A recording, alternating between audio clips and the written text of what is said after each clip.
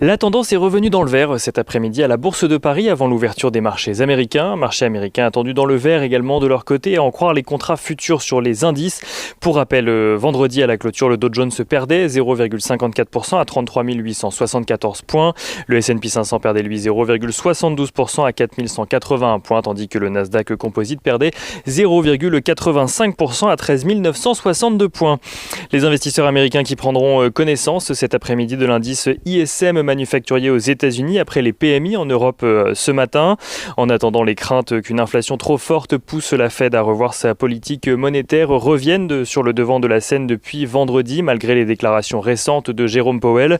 En cause, la progression de 0,5% de l'indice des prix PCE Core au mois de mars aux États-Unis. Un niveau conforme aux attentes, mais qui témoigne de la plus forte progression de l'indice depuis 2018. Jérôme Powell qui s'exprimera d'ailleurs ce soir lors d'une conférence organisée par la National Community Reinvestment Coalition. En attendant, Janet Yellen s'est voulue rassurante ce week-end sur les risques inflationnistes des plans de relance voulus par Joe Biden, précisant que toutes les dépenses seraient étalées de manière globalement uniforme sur les 10 prochaines années.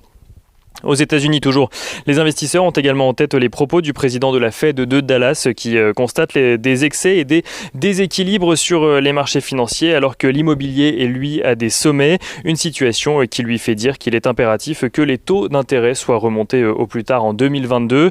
En attendant, on note que le rendement obligataire à 10 ans aux États-Unis progresse de son côté face à la situation et revient aux alentours des 1,62%.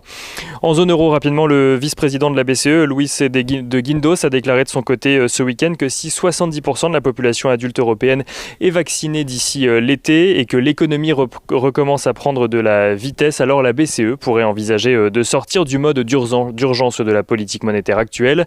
Et retour à Wall Street avec quelques actualités valeurs peu nombreuses aujourd'hui, mais on note que Estée Lauder publie un chiffre d'affaires trimestriel inférieur aux attentes à cause d'un recul de la demande.